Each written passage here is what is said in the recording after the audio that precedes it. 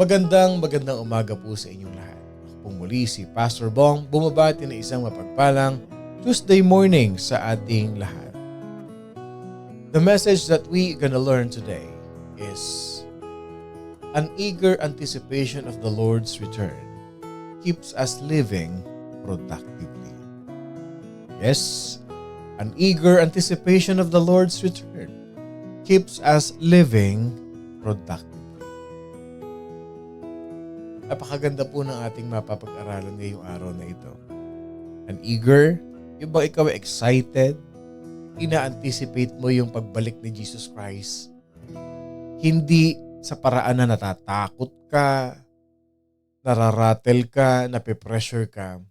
Kaya sabi ko kanina, it is very important for all of us to hear this message. Kasi many preachers, many pastors, or teachers of the Word of God, the way they teach the coming of the Lord Jesus Christ is very, parang nakakatakot, nakaka-nervyos. Yung bang parang, halaka, parating na si Lord, mamamatay ka na bukas. Parang ganun, parang may ganung dating, pero hindi ganun ang tinuturo ng Bible. Actually, ang sabi nung ating binasa kanina, an eager anticipation of the Lord's return keeps us what? Living productively. Imbis na matakot ka, maratel ka, o ma-shaken ka, o manginig ka, ma-pressure ka sa buhay, magiging productive ka pa. Yun ang gustong ituro sa atin ng ating Panginoon Diyos. And that's the reality of it. Yun naman talaga ang totoo eh. Kailangan maging productive tayo. May produce. Hindi ba? Kasi there are many religions, many groups. I can testify to that. When I was growing, as a child, when I was growing, the religious group, I always hear that. Kaya pagtapos nilang magsimba ang mga tao, talagang makikita mo na hagas sa mga mukha. Talagang yung kailang pag-iyak, may pag-iiyak na talagang yung problema ko, yung ganito. Yung mga ibang tao naman, napipressure na. Naku, darating na si Lord, di pa tapos yung bahay ko. Darating na si Lord, ang mga utang ko. And in vice versa. Kalimutan lahat siya. Huwag mo nang bayaran, total, parating na si Lord. There are negative connotations, negative effect in our life. Pero ano ba talaga ang tama? What is really the truth about this matter? Na pagdating ni Jesus Christ, kaya makikita ninyo, tayo mga Kristiyano, para itong mga tao ito, parang sabik ng mamatay na dumating si Jesus Christ. Alam natin ang dahilan, especially itong morning devotion. While we are listening to this morning devotion, we're gonna be getting a good perspective and insight and learning how to anticipate the return of the Lord. O, tignan ninyo ha. Revelations chapter 22 verse 12. Bibigyan ko kayo ng foundational verse dito ha. Revelations chapter 22 verse 12. Let me just correct the spelling. Medyo nagkamali lang po. Ayan, okay. Ayan. Revelations 22 verse 12. Look at this.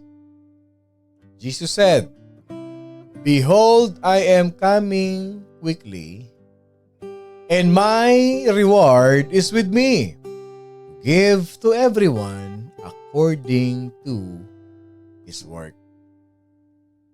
Again, Revelations 22 verse 12, "And behold, I am coming quickly, and my reward is with me, to give to everyone according to his work." Ibibigay naman pala yung reward at ang may dala si Jesus Christ mismo.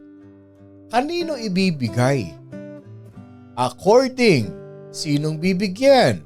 Paano ka mabibigyan? According to his work. Anong dapat gawin? Hindi maging productive. Throughout the scripture, we can find, okay, I will share to you today mga kapatid.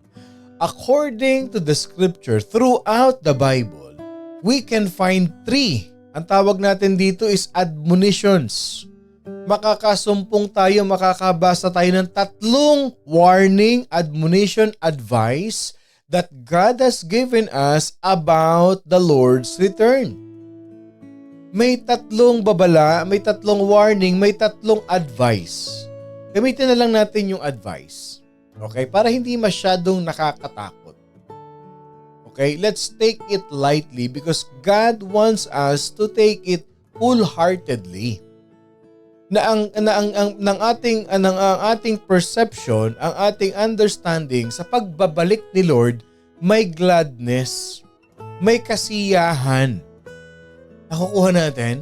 Kaya pag binasa natin ang Bible from Genesis to Revelation, God is teaching us 3 things. And I will share to you 3 pinaka-importanteng dapat nating malaman sa pagpabalik ng ating Panginoong Diyos. Okay? For us to be productive. Why? Because the giver of the reward will come quickly. Behold, darating na siya. And He is the giver of the reward and the reward is with Him.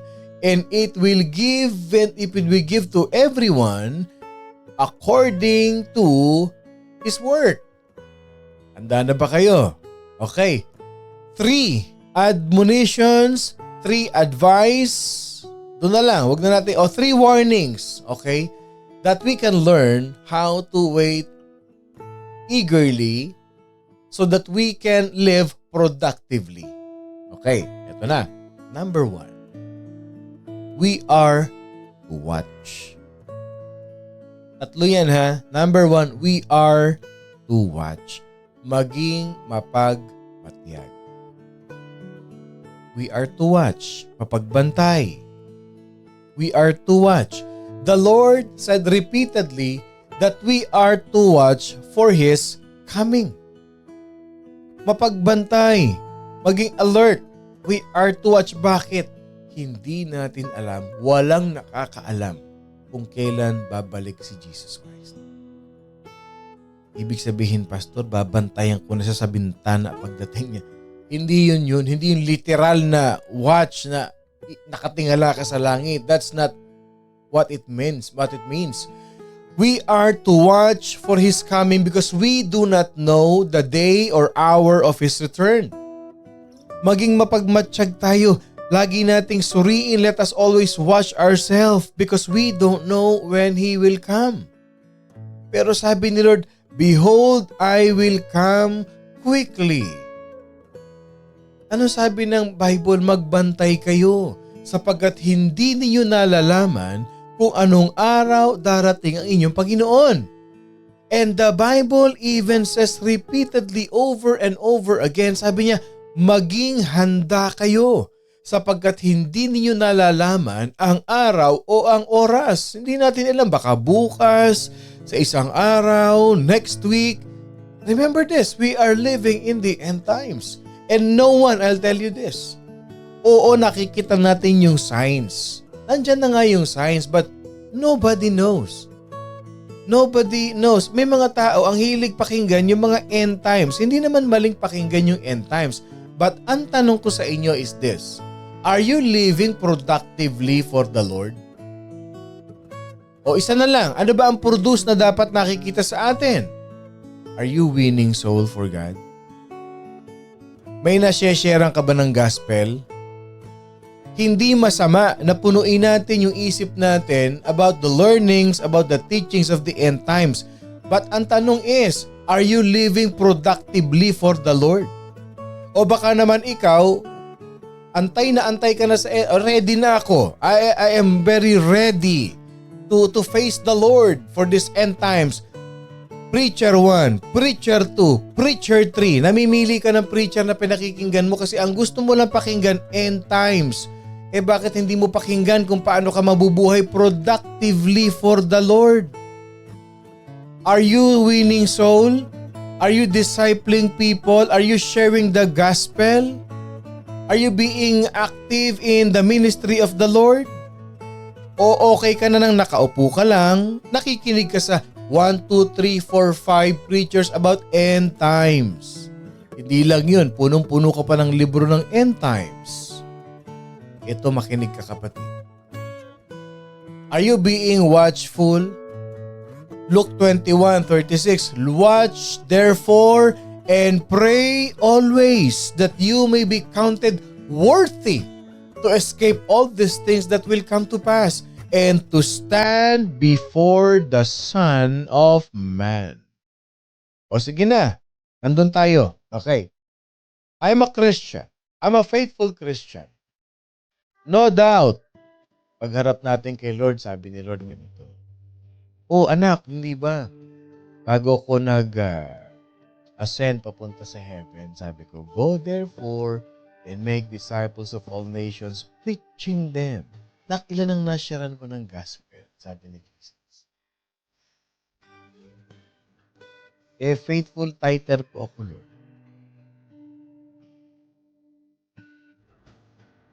Thank you. Thank you. Thank you. Sabi ni Lord, ilan ang nasyaran mo? Natatandaan mo nung nakapila ka somewhere, yung may kakwentuhan ka, yung may ka-meeting ka na, nakikita mo na siya hirap na hirap. And then, sinasabi ko sa iyo, i-share mo yung aking goodness. Na-sharean mo ba sa kanya yung pagmamahal ko sa kanya? Lord, wala po akong absence sa church. Thank you. Thank you. The thing is, are we honoring the Lord? Are we praising Him through our life? Are we being watchful to God? Are we being a vessel of the Lord to proclaim His goodness to many people? Wow. Ano sabi ng Bible? Productively. Maging handa kayo sa bawat panahon na nananalangin magkaroon kayo ng lakas upang makatakas sa lahat ng mga bagay na ito na mangyayari at upang makatayo kayo sa harapan ng anak ng tao. Jesus gave this specific instruction, keep on alert at all times. Maging mapanalangin, mapagmatsyag tayo, praying that you may have strength. Church, we are to do more than pray as we watch. As we watch, we pray. We pray, we watch, we devote our time. We are to stand fast in the faith with courage and strength. We are to watch calmly, arming ourselves with faith, love, and salvation. O nga, ano? 1 Corinthians 16:13. Ito yan. Binigyan ko kayo ng isang point. We are to watch. Mapagbantay, mapagmatyag. Tingnan mo ha. Pag tayo alam nating parating na si Lord. 1 Corinthians 16:13. We are to watch calmly. Relax ka lang. Relax ka lang. Arming ourselves with faith. Sabi ni Lord, relax ka lang. Balutin mo yung sarili mo ng pananampalataya. Manalig ka lang. Surround yourself. Arm yourself with faith. Ano pa? Love. Ano pa? Salvation. Pag nababalot ka ng faith, nababalot ka ng love, nababalot ka ng salvation, nakikita ng tao sa iyong pananampalataya mo, nakikita ng tao sa iyong pagmamahal mo, nakikita ng tao sa iyo yung salvation ni Jesus Christ kasi binabahagi mo sa kanila. You are not just sitting there rattling with fear kasi parating na si Lord. Dapat masayan lahat. Let us be sober, mga kapatid, putting on the breastplate of faith, of love, and helmet of the hope of salvation. At habang nagbabantay tayo, as we watch, we are to remain aware of what? False prophets. Ito na, ipapasok ko na ito.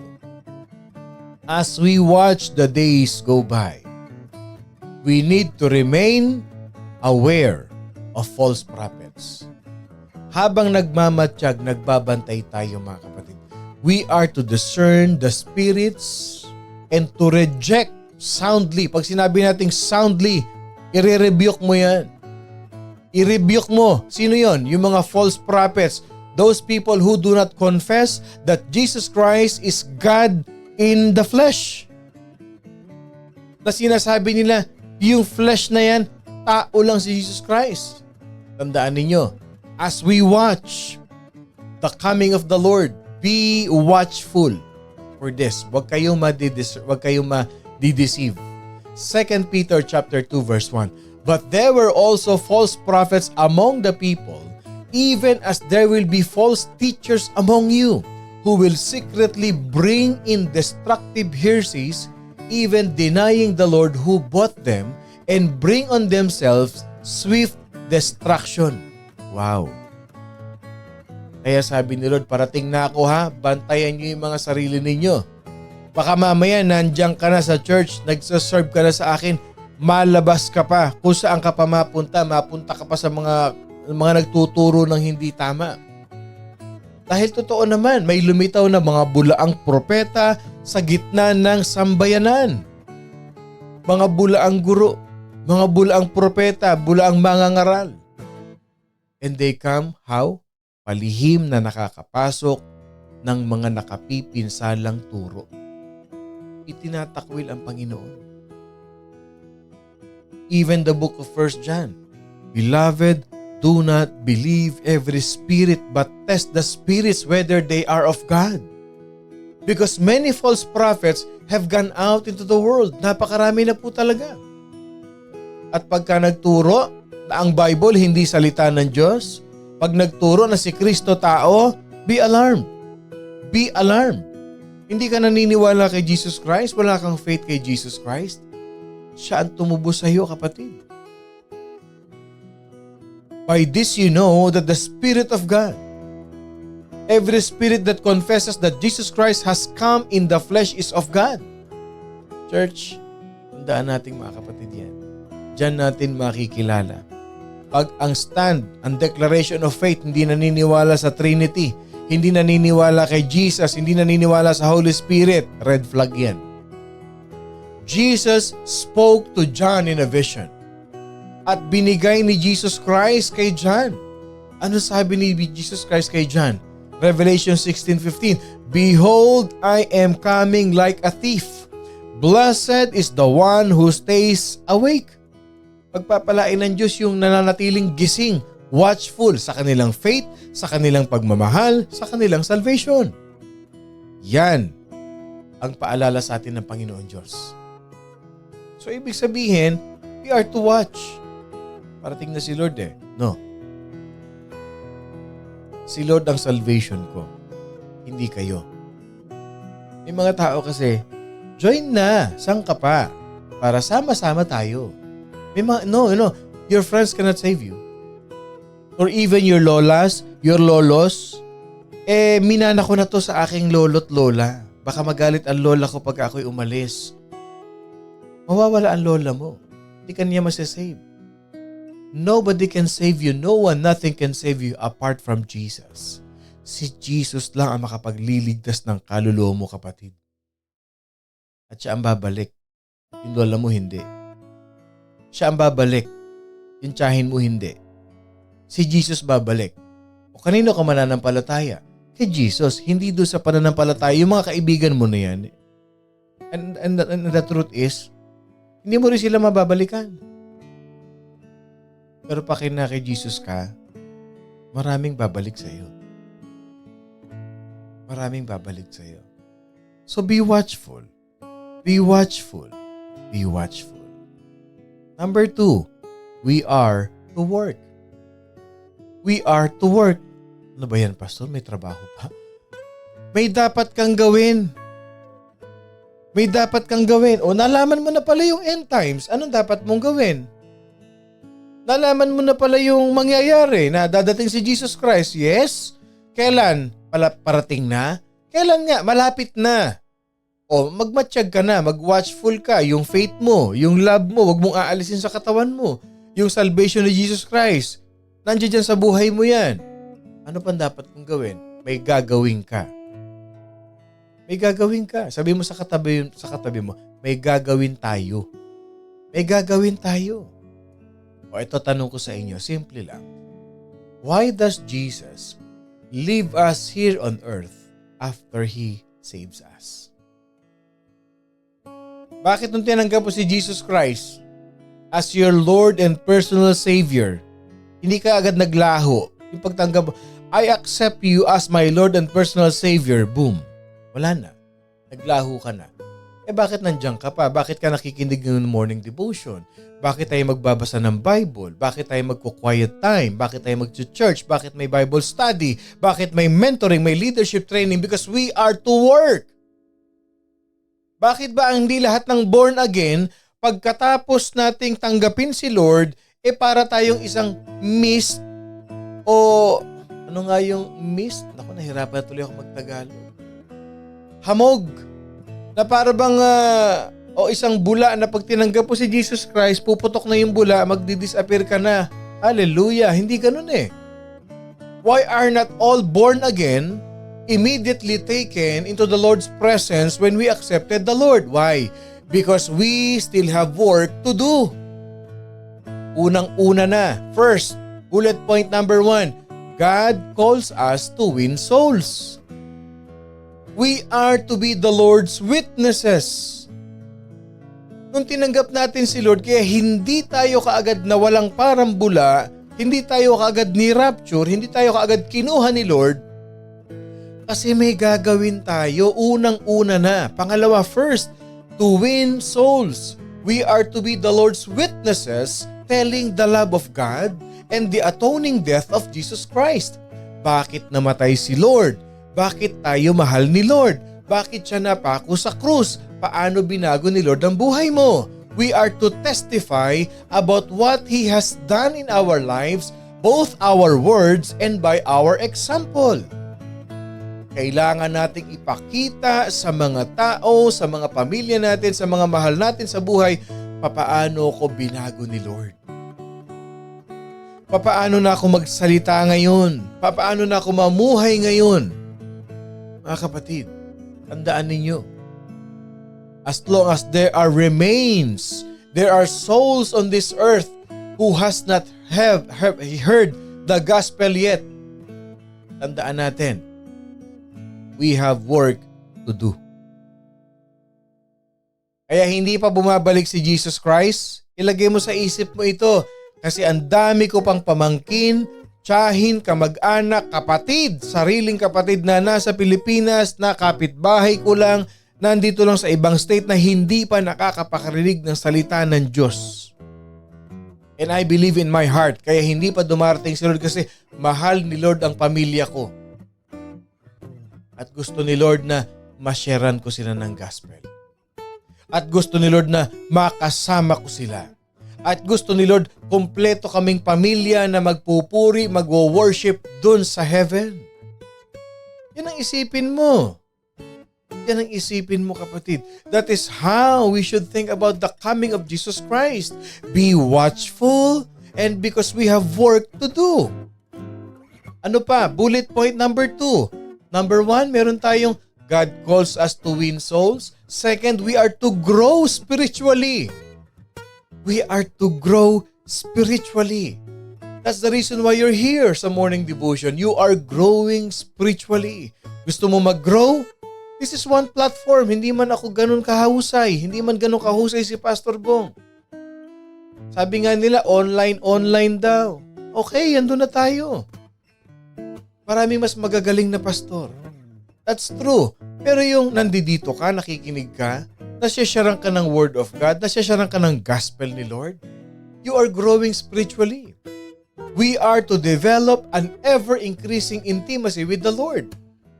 Because none of us fully lives up to our spiritual potential, mga kapatid. Lahat tayo, meron tayong tinatawag na room to grow. And in those areas, we discover who Jesus Christ is. And in those areas, as we grow spiritually, we experience how the Holy Spirit work in our life. And as we grow spiritually, nagiging Christ-like tayo. Yung isip natin nare-renewed. We present our bodies, our living sacrifice. May renewing of your mind tayo, mga kapatid. Yung inner hurts natin, yung emotions natin, nahi-heal tayo. Bakit? Because we are growing spiritually. Yun ang work natin. Nag-grow tayo sa ating spiritual discernment. Nag-grow tayo sa wisdom ni Lord. Kaya pag meron tayong naharap na problema, iba ang mindset. Pag may kumakausap sa atin, iba ang lumalabas sa bibig natin. Iba tayong magsalita because nag-grow tayo spiritually. Yung faith natin lumalakas. Yung panalangin natin nagiging powerful. At yung actions natin nagiging godly actions. At nagiging effective. Tayong anak ng Diyos building up the kingdom of the Lord. Amen. At kung ikaw yun, yung mga nabanggit ko na yun, nag-grow ka spiritually, matibay ka sa faith mo, hindi ka parang bata na, dito tayo, sama-sama tayo.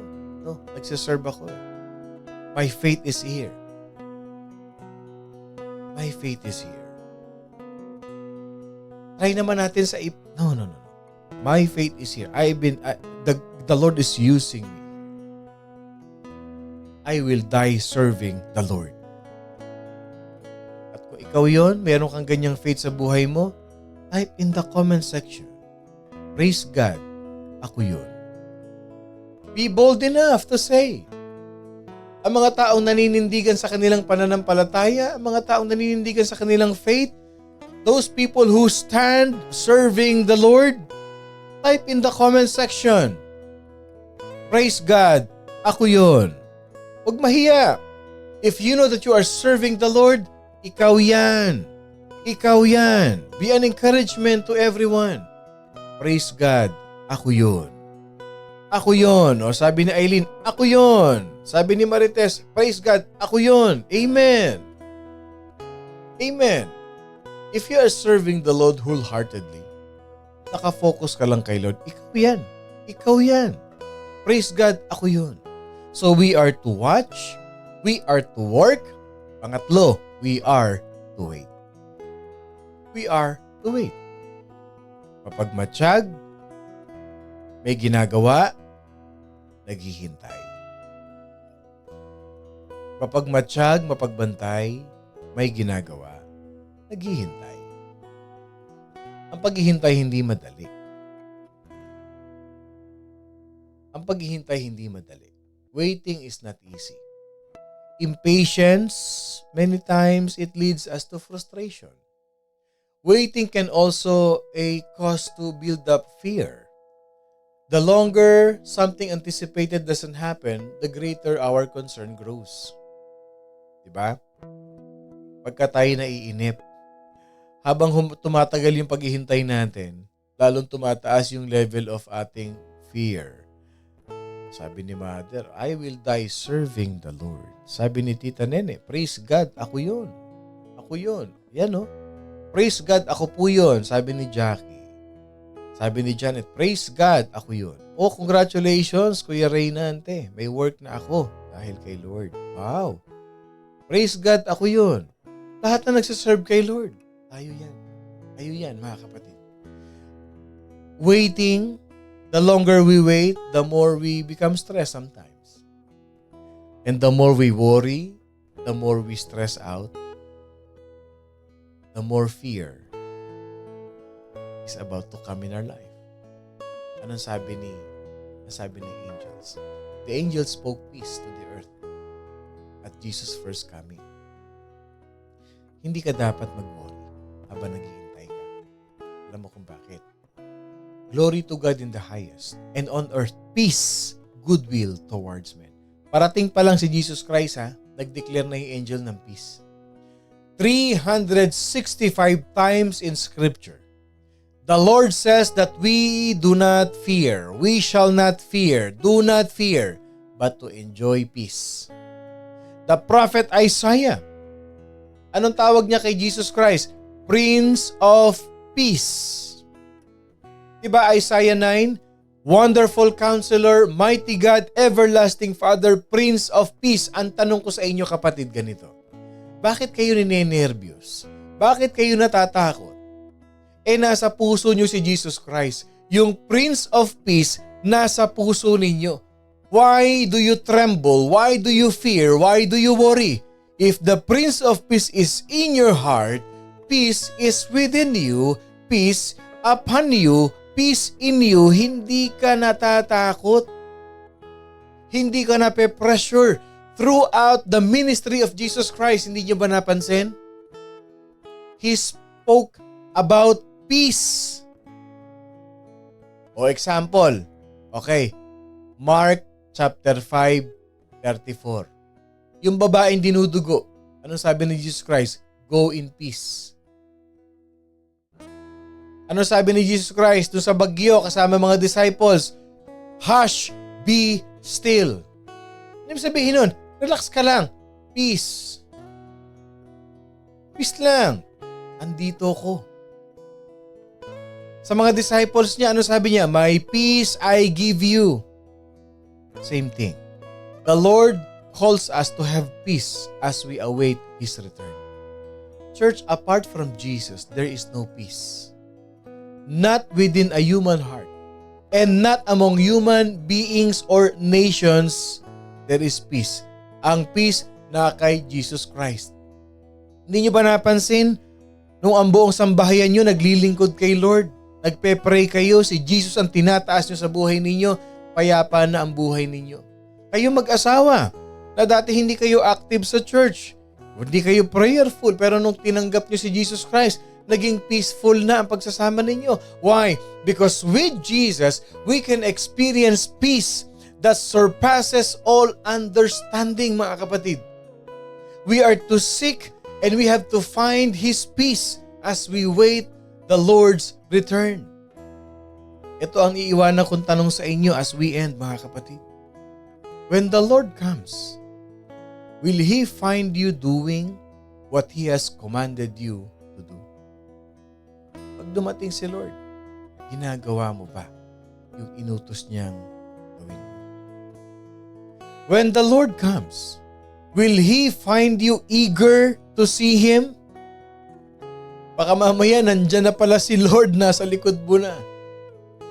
Dumating na si Lord, naabutan ka. Anong ginagawa mo? Nasaan ka? Nasa dilim o nasa liwanag ka? Every day can be the day that Jesus Christ will return. The question is, will He find you eager to see Him? When the Lord comes, will He find you ready as He appeared to you? O baka naman pagdating ni Jesus Christ, naku Lord, nakita niyo po ako. Lord, pasensya ka na Lord. Sorry po, sorry. Wala na. Judgment na yun pag dumating si Jesus Christ. He will come as a judge. Now, hindi pa siya dumarating, He is our Savior. Pero pag dumating na si Jesus Christ, ready or not, pass your paper. When the Lord calls with a shout from heaven, the trumpet of heaven, will you instantly rise to be with Him? When the Lord appears in the clouds, will your heart rejoice with exceedingly great joy? Pag nandyan na si Jesus Christ, nakatayo na sa mga ulap, ang tanong, excited ka ba? Prepared ka ba? O nahihiya ka kasi alam mong may ginawa ka at alam mong may ginagawa ka? Church, while Jesus Christ is our Savior, you have it within your hand to positively answer and respond to His questions in our life. How will you choose to respond to the Lord's challenges upon your life? We do not know the day or the hour of His return. When the Lord comes, are we ready? Anong isasagot natin pagdating niya? Ang dami niyong kamag-anak. Ang dami niyong kaibigan. Alam niyo sa sarili ninyo, hindi pa nila kilala si Lord. Huwag kang pumayag, kapatid, na ikaw pataas sila pababa. Huwag kang pumayag na pataas ka na ibaba ka pa. Watch, work, and wait. At kung nakikinig ka ng morning devotion ngayon, it seems like bago ito sa pandinig mo. Yes, that is true. Jesus Christ is coming soon. Kung wala ka pang relationship kay Jesus Christ, hindi pa maayos-ayos ang buhay mo, simple lang kapatid, God wants you to live a blessed life. He wants you to serve Him. Ano mangyayari yun? He died for you, who redeemed you, para bigyan ka ng buhay. Hindi lang buhay, masaganang buhay. Kung ang buhay mo ngayon magulo, ang buhay mo ngayon mapait, maasim ang buhay mo kapatid, it is all because of that sin, yung kasalanan sa buhay mo. We are all born with sin. But God, Jesus Christ, redeemed us. Kaya siya namatay sa krus. Kapatid, simple lang ito. If you will receive Jesus Christ as your Lord and personal Savior, you will inherit the kingdom of heaven and you will receive a new life that only comes from God. Handa ka na ba? Sundan mo lang ako sa maiksing panalangin, kapatid. Lord, I admit that I am a sinner, and I believe that you died on the cross to redeem me from eternal death.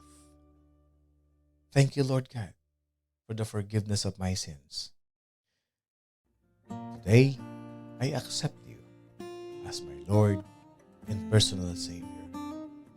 Rule my heart, rule my life.